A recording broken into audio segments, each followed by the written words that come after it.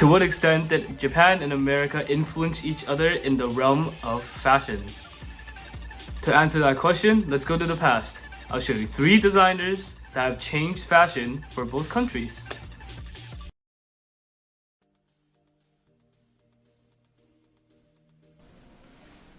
Number 1, Capital. One of the most respected Japanese labels, fusing Americana workwear with Japanese craftsmanship to create unique articles of clothing, which pushed the line of wearability.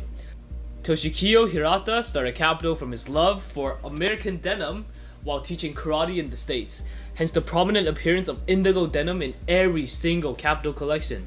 Collections are often decided with a theme, like this year's fall-winter collection inspired by American baseball culture in the 1980s. A large part of Capital's concept is based on appreciating Japan's and America's complicated relationship. This well-documented history between the two countries provide insight that allows Capital to design from a variety of angles. Kiro, the son of the founder, for example, staged Capital's first ever runway in Hiroshima to highlight the city's historical and cultural ties between Japan and America. This act is seen in pieces like Capital's iconic ring jacket and mountain parka. These items, which are part kimono and part US Army military gear, they combine Japanese detail and the fit with the usefulness of American military gear.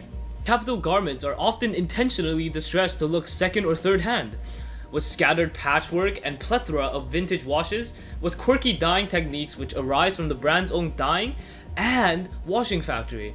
Some of the most sought after items, though, are garments treated with ancient Japanese crafts like boro or sashiko.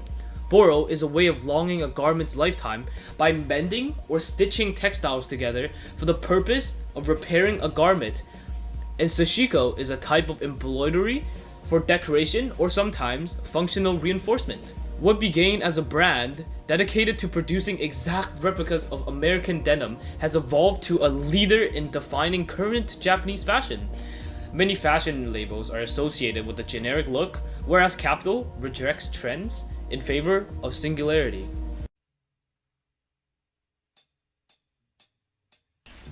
Number 9, Takehiro and the Soloist. Takehiro's brand was a bit more different than Capital. Instead of being influenced by America's fashion, Takehiro was inspired by America's underground cultures and ideologies. Starting at the age of 16, Takehiro would go to America due to his work in the retail store in Japan. He would discover and fall in love with America's rock culture and grunge scene. A story I need to talk about is Black Flag's idea to create their own music label, to give artists better terms than the big music labels, which at the time did not care about underground artists, so their music were not promoted. Miyashita saw this act as a show of independence and tried to create his own brand. Number 9. Number 9 as a brand would adopt grunge sound and scene in its spirit and looks. Like, they would go as far as having shirts simply printed with band logos or iconic band imagery on them. Referenced bands would include Television, Richard Hell, Kurt Cobain, Nirvana, Beatles, Joy Division, Rolling Stone, Patti Smith, David Bowie, and a lot of Kurt Cobain. Also, number 9's name came from the Beatles song Revolution 9. As Miyashita said, number 9 was his Nirvana, and he was number 9's Kurt Cobain. Now, punk wouldn't be its only influence. As most Japanese brands at the time, it would be heavily associated with Americana. Miyashita was looking to blend all of that together in a Japanese point of view. It would create a grunge punk, military style, and almost like a rebellious look to his brand. That isn't to imply that number 9's attraction is solely visual. Miyashita also had an uncanny ability to pay close attention to the smallest details.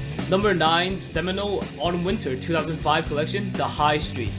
One of my favorites, it incorporated more themes and materials on a single item of outerwear than most labels attempted in an entire collection. This included things like 9-button sleeves with intricate and functional buttonholes. The appeal of number 9 is twofold.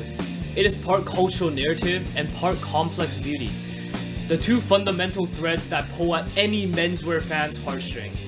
The visual is witty while still being intellectually appealing. The outfit, it's almost daring you to wear it since it's so artistically daunting. Lastly, I want to introduce Rei Kawabuko. She started Comme des Garçons in 1969. This post-war period in Japan sees youth culture focused on rebellion and anti-culture. Such themes will be seen in Rei's work till this day, focusing on anti-fashion, which is the idea of not following trends and what the fashion industry wanted. Rei presents her first show in Paris after gaining popularity in Japan, during which French couture houses were considered the epitome of fashion. Comme des Garçons offered a collection that was in direct contradiction to the rules of the time. It challenged the idea that clothes were designed solely to make the wearer appear pretty. Kawabuko's uneven cuts and unfinished seams were ridiculed by critics, but loved by other avant-garde designers. This would soon be the inspiration for some of the biggest names in the fashion industry, like the Belgian Anne de Milimister and Martin Margiela, as well as the Austrian designer Helmut Lang. Not only was Rei one of the most influential designers, she also revolutionized the fashion business. With the high budget Rei needed for her vision of fashion, she created sister brands of Comme des Garçons. These sister brands were cheaper and designed by people Rei appointed. This allowed customers to grow loyal to the CDG line and support Rei's work without needing to pay the absurd prices of high fashion. Rei has also changed the retail experience for many young designers by bringing in unconditional environments. Dover Street Market was inspired by the now defunct Kingston Market in London. It features seemingly unconnected brands side by side in the same manner like one market stall was not informed by its neighbors.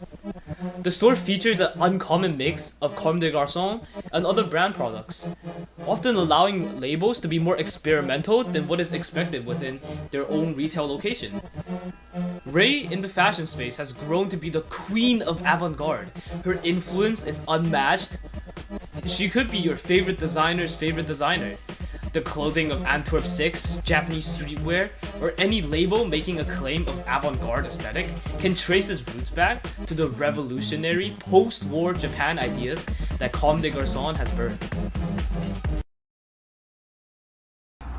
When it comes to menswear, Japan and America are mutually obsessed with each other. From Capital's Americana style to Rei Kawakubo influencing everyone in the West, creating a brand new genre called avant-garde, I think they have both influenced each other greatly. That shit too damn fast, woo. We superstar flashlight on the Audemars. I'm fresh, I'm fresh, I'm fresh, I'm fresh, I'm fresh. Right the box, this is how we rock. Fresh, I'm fresh, I'm fresh,